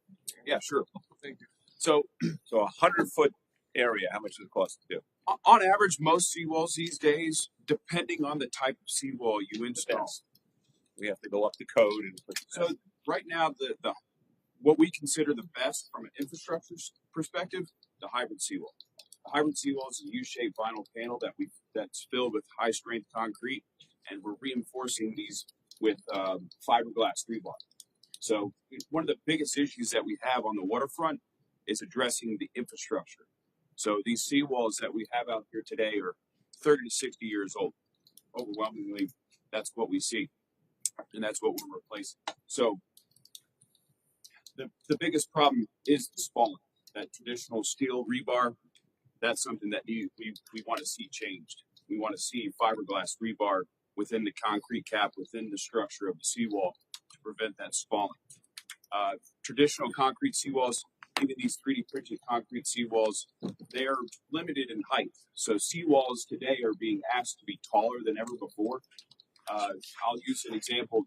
I was just off of 1462 Southeast 14th Street today. There's an existing seawall there that's 7'6" from the berm of the sand to the top of the existing cap. It's about 50 years old, and the developer's considering a cap and batter raise. Everyone here pretty familiar with a cap and batter raise? That's where we install those concrete batter piles. We come in with a big 3,000 pound, 5,000 pound drop hammer and install and hammer those piles into place. Well, if we don't replace that seawall and leave that 50-year-old seawall, it's like throwing a big 50, 100-pound thing over your back and beating on it. It's going to stress that seawall big time. So, that cap and batter for 70 feet is with a new concrete dock was about a $75,000 improvement. If we went with so $1,000 a foot's a reasonable number to think about for a cap and batter and a concrete dock. So remodel. That's just a remodel, and we're leaving $1,000 a foot. No, that's just a cap. That's a cap. That's a remodel. What do you? So I'm going to get there. Okay, thank you. So that's well, most seawalls cost between $1,200 to $2,000 a foot. Okay, like a steel seawall, your big concretes or the steel seawalls that you see going around the swimming Hall of Fame. That's a $3,000 to $5,000 a foot. And that wakes me up now. Yeah, it's so that steel seawall addresses the undermining issues that we see on the waterfront. It addresses, leaking through the panels like these traditional concrete. My thought was just that is that the $3,500 into something that's going to be $200,000 it's not much. It's almost the extra cost for the seawall. That it's probably cost more money to put the living seawall in than you're going to save from the city because they don't give you the tax credit. Does it cost more money for living seawall? So the living seawall that is shown here is a 3D printed. It's a traditional. It's traditionally built. Like it's the same exact.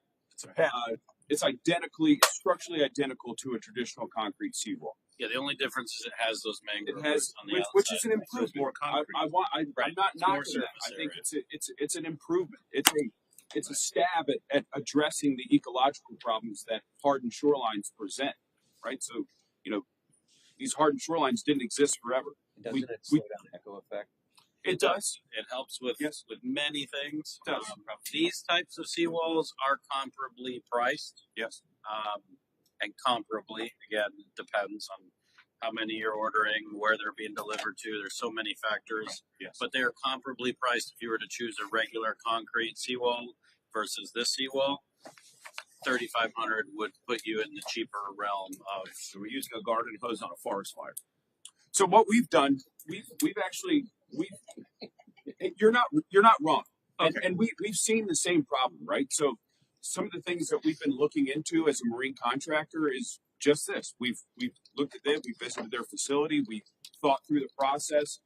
Some of the drawbacks there is it's 3D printed in Miami. So traditionally we're pouring those panels on site in the backyard or on the job site.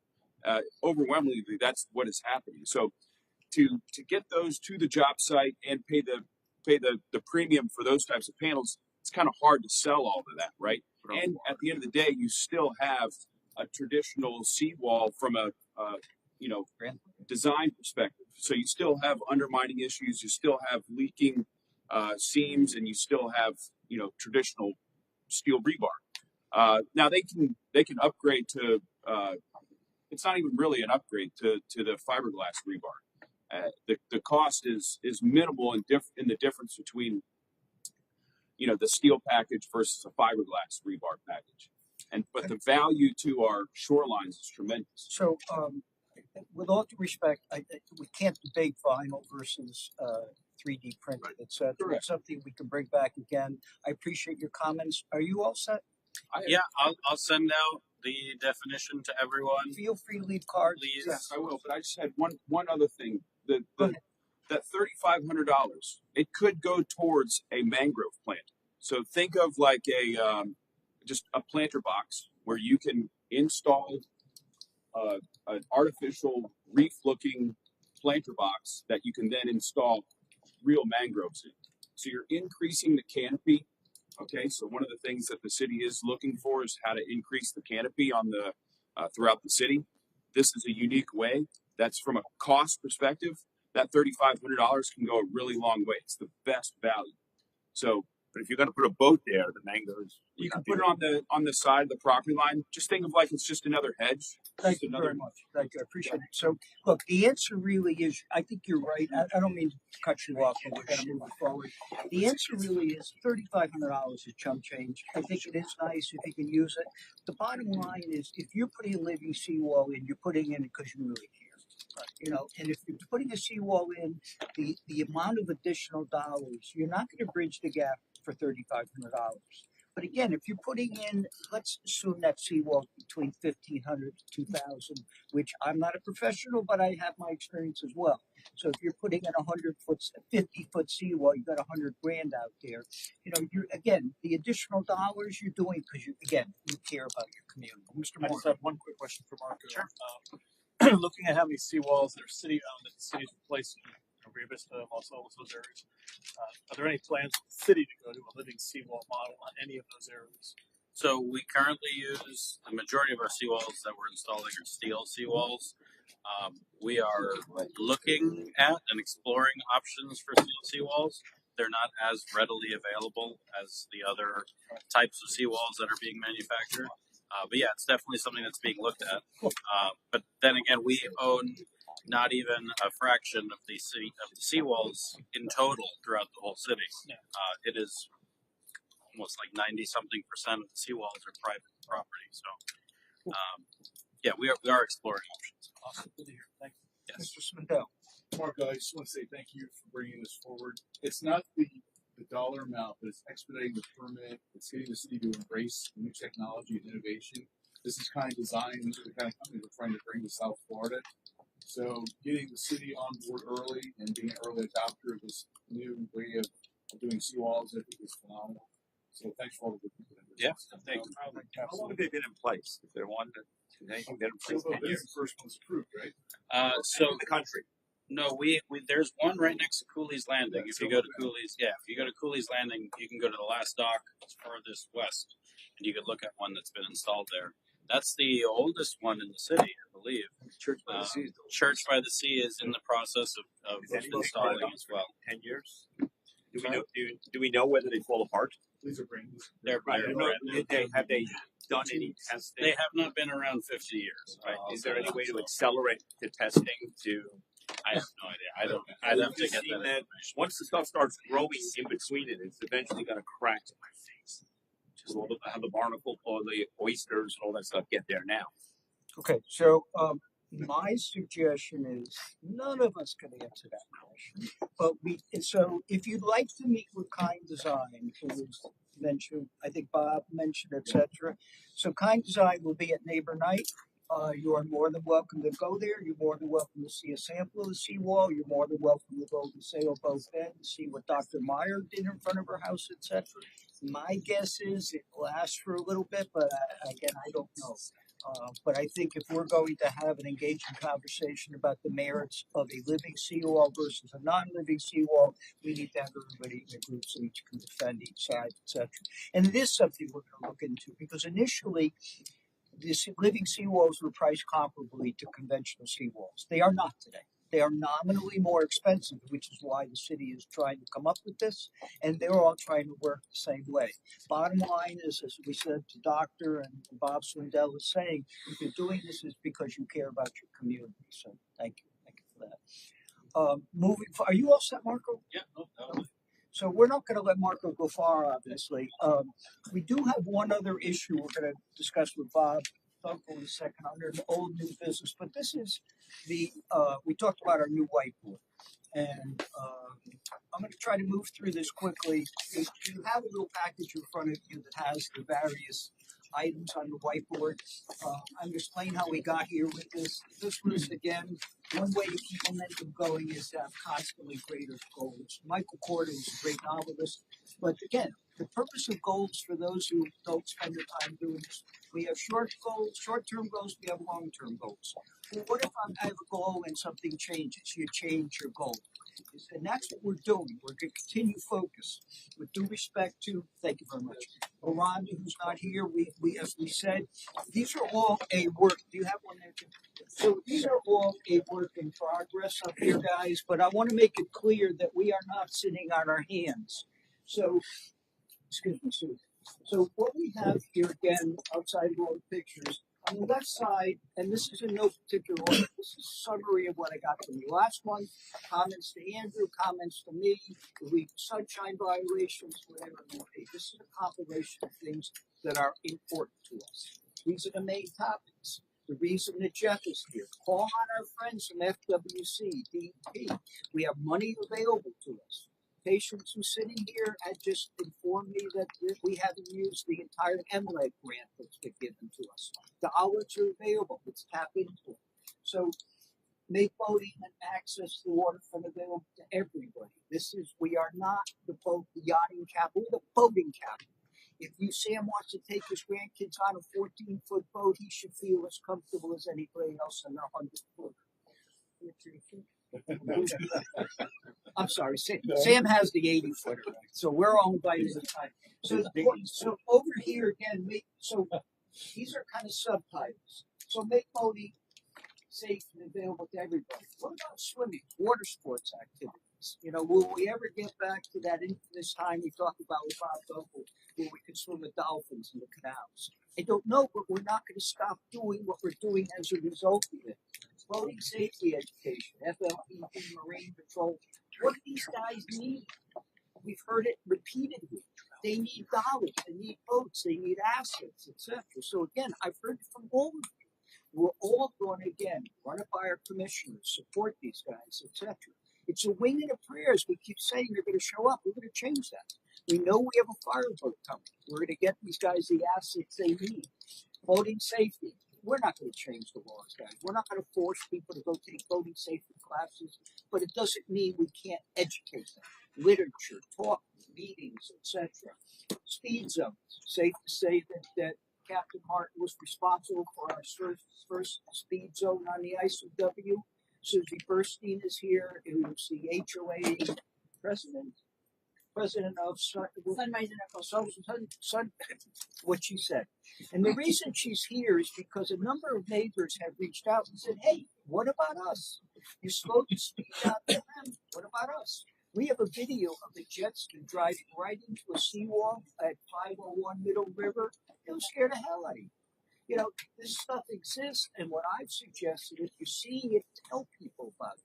So we're going to see if we can expand this through efforts of FWC, etc.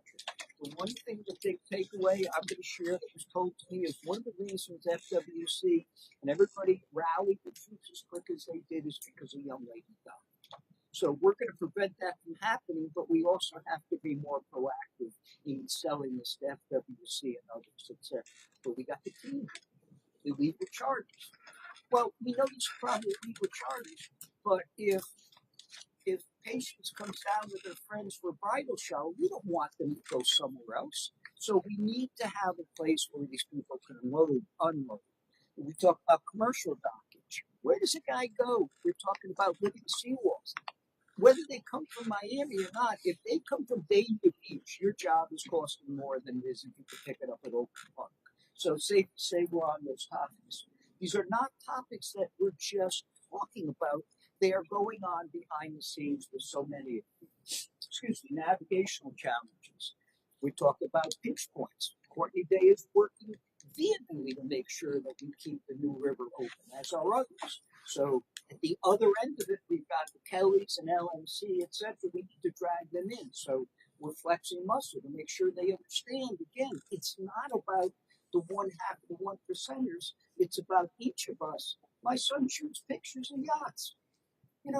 That's a place to keep him busy. And then when he shoots a picture of a yacht, he goes over to the sandwich shop. All of this trickle down is what is driving the economy here. Addressing the needs of marine contractors, we talked about it. And again, there's subtitles. Commercial use of private docks. It's a big issue. It becomes a code compliance thing. Do we want to be and a welcoming city, or do we want to push them away? The big thing that happened with the acreage limitation is we've told voters, you are welcome to come here. Now we want to get them to figure out a way to get them to come, as I think Jason said, to open up their wallets. Why chase them away? Let's bring them ashore. Let's spend money at a restaurant, spend money at the store, etc. So the acreage limitation, ironically, was a big step in making that happen, as was the pump out vote. So we're going to continue focusing on that. Party boats, same thing. If my granddaughter comes down to party with her friends, I don't want her to go to Miami or somewhere else. I want to welcome them.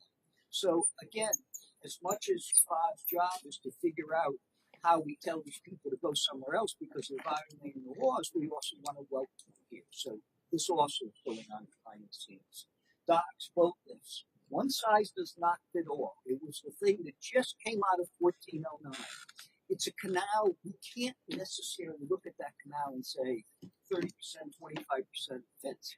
That's a very tight canal. So sometimes we may have to change what we're doing. That's going to come up in a minute. We're going to be talking about Northeast 20th, as Bob's going to explain. So there's nothing that we're doing that says what works for the guy with the 100-foot necessarily works for Sam with his 16-foot. So we have to tailor what we're doing to make sure it's fair to everybody. Now, Brett obviously is a whole different issue because he does have the 90-footer. Derelict vessel removal. It's the bane of Travis's existence, you know. So we got to streamline this process. The legal discharge is part of that, because if that boat is sitting there and it's there, guess what? It's probably leaking, etc. So it's a big picture we're hoping to address. Clarify measurements. I heard earlier we were talking about, are we measuring from wet face? Are we measuring from property line? Are we measuring plat, which is a word that we never heard until Bob Dunkel used that last year. So we have to come up with a way of standardizing so there isn't an issue.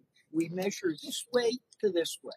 It is maybe, again, it doesn't fit all, but I know that Bob is working very hard behind the scenes.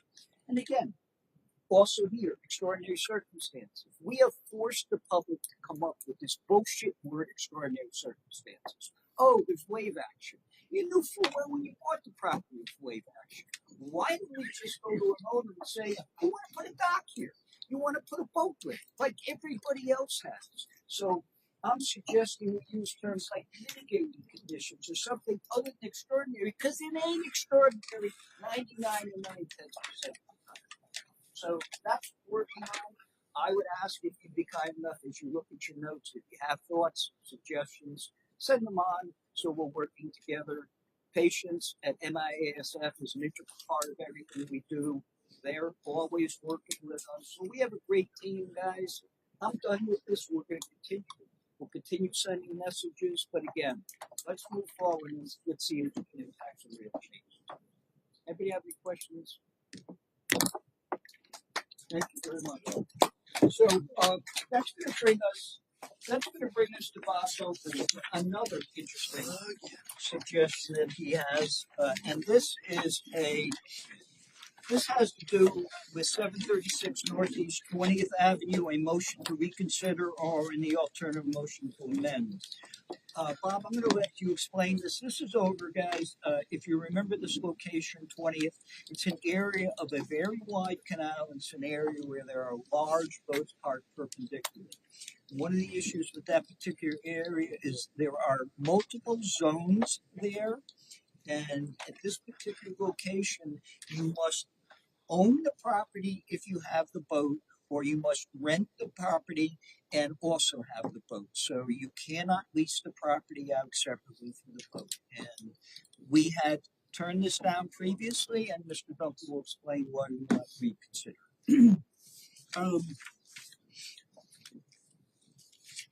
Get a label and put my bad and put it on my forehead on this one. This one recommended denial on a 7-8 vote. Most of the discussion was about all of the dock rentals and so on and so forth that was going on there. So now I'm getting ready to do the resolutions that I need to do, and I do an approval resolution and a denial resolution. And lo and behold, I look at my standard text, And it made me remember that I'd had a conversation with the owner. My standard text in the resolution is use of the boat slips shall be limited to the owner or tenant in possession of the upland property. I went, oh wow, we kind of covered this in there. So now we're sending a thing recommending denial, but I'm putting something in front of the commission to give them a way to recommend approval. Having looked at this, I think I would change it today to use of the boat slip shall be limited to the owner in possession or tenant in possession of the upland property. At any rate, y'all may want to consider changing your vote on that. I can't do a motion to reconsider, but I thought that it would be appropriate for me to bring it to your attention that I have that clause standard in my resolutions. Can the owner use the vessel for commercial means? No, and there was a memo that we did. Right. So that's not changing that aspect. No, it's not. So if you own the boat and you charter it for 2 weeks out of 52, is that now a business that you shouldn't be allowed to keep it there? Or, you know, if you have a crew, you put a 100-foot boat there and you use it most of the time, but you charter it 2 weekends. Are you now violating that code? It's no longer an accessory use when you start to introduce the new commercial use. Even if it's less than a preponderance of the time? That's going to have to be something that the zoning administrator will end up having to opine on. I have a question. What's changed since we met last about this issue? Because I think some of the problems we had as a board revolved around current utilization of the property, what we're hearing from the neighbors, what we're seeing ourselves, and everything else. And I know many of us have been by that property, pretty familiar with it. We've seen different boats tied up. We've seen boats with brokerage signs that those docks change, month to month. So I'm not sure, just to clarify for me, just because the owner says, oh, I swear they're all my boats there. Well, that's fine. Those boats are changing on a regular basis. So what has changed that would encourage us to hit a motion, to make a motion to reconsider? Nothing with regard to the underlying facts. Nothing. Okay. That's correct. Right. It's only a question of bringing to your attention that the approval resolution has a provision in there that can address that and code enforcement can go out. Even though there may not be any advertising signs and so on and so forth, right. And you don't need to show exchange of rent. So the property has a 6-foot continuous barricade fence that you can't see through. Code enforcement has to be invited onto the property or permitted onto the property by the owner. We've got waterborne now. We don't have a boat yet. You just say you have one? We do. Yeah. You have a boat? Boat's fixed? Do it. How else do you run it out? Right now, once a week. Once a week. Okay. Thank you. Good. So basically, nothing changed with the underlying facts. It's just that I think it was appropriate for me to bring this to your attention. Right now, you have a clause in there that the boats that are there have different flags on them. They're both for sale. But the other one's registered in the U.S. They're both registered foreign. But it's just, I'm having a hard time understanding how we're going to encourage an owner and to do something that's going to create a code issue for our friends in code enforcement. Assuming the board is of like mind. Right. And that's my only concern. That's why I'm kind of seeing what has changed. Because I think those same concerns still exist. But I'm open to hearing. It's a great question. And from my 2 cents, again, we have sunshine laws, etc., so we can't be speaking. From my 2 cents, I have 2 observations from the last vote. I felt that there was opposition based upon the history or reputation of the owner. So one would argue that's hearsay and subjective. But, fool me once, shame on me. Fool me twice, it is what it is. The other thing is, so I think that there was a history there that concerned people. I also think that there was some pilings that were put in that really weren't a big issue, but there was some construction done. So folks were also concerned that their construction, they were trying to sneak this in. So I would say that we have a subjective issue based upon whether it's right or wrong with reputation. Sam, please go ahead. Yes, Mr. Chair. I think I read somewhere in these notes that the neighbors had some concerns about activity that was going on there. Yes. Yeah, we heard from the neighbors. We heard from the neighbors. The boat rental, the touring boats and all that was being docked there, and the crew It was something about the crew and violence between the crew and Yeah, weren't there some like fistfights talked about in public Yes, urination, yes, things like that? That's just normal. Yeah, that's that's boating. Huh? It's a crew. It's a crew. What do you want to do? Look, again, we're taking we joke again, but there is a reputation there, and again, There's a history there. there is a history, and right, wrong, or indifferent, you could change. I'm talking as open as I can. If again, I said, fool me once, shame on me. So unfortunately, there's history there, and if you're choosing to cling to, that's fine. So where do we go? This is the third time because 2019 was the first, and then last year was the second. And this is the third, right? Same owner, all 3 times. Okay. Let me wet my finger, see how the wind is blowing. It kind of seems like if people are plugged into what Ted is saying, don't do anything. Well, I'm playing devil's advocate because I like to No, fully inform when we look at making a motion. So I think on a motion for reconsideration, usually when there's something that's changed, something that's Be different. somebody from the affirmative side, right? Right. Somebody who voted for it has to be against it. Come on. I was on the affirmative side. I don't see anything has changed. My thoughts are kind of echoing your thoughts a little bit. It seems to me like we voted last time based on the idea that they were just bad actors. There's no reason really to. I mean, we weren't looking at necessarily the facts. We were saying these guys are bad actors. Don't let them do it, right? So I will, if I'm judging the sentiment, I will go forward, take it to the commission on your recommendation of denial. However, the commission sees both an approval resolution and a denial resolution. The approval resolution has text in there about that they can override. Yeah. Of course. Okay. So good job about that, guys. Before we let everybody go, do you have more about it? Yes, I do. Can we bring up number 7? Bob has visual aids. I believe that's the one with the snake. Oh, really? I hate snakes.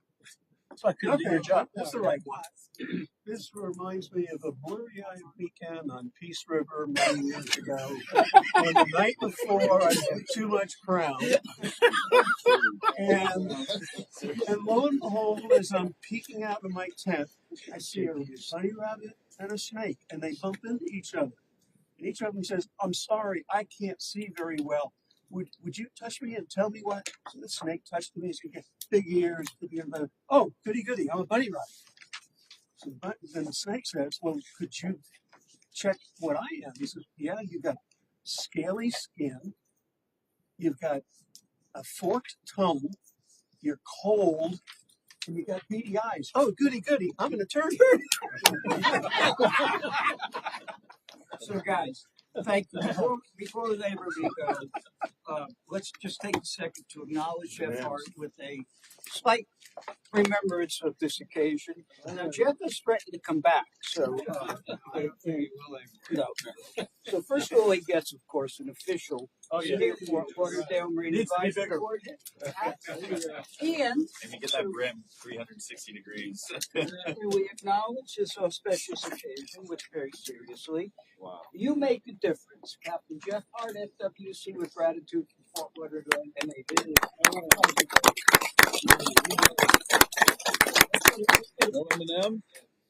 So we have a limited budget, but it's. There you go.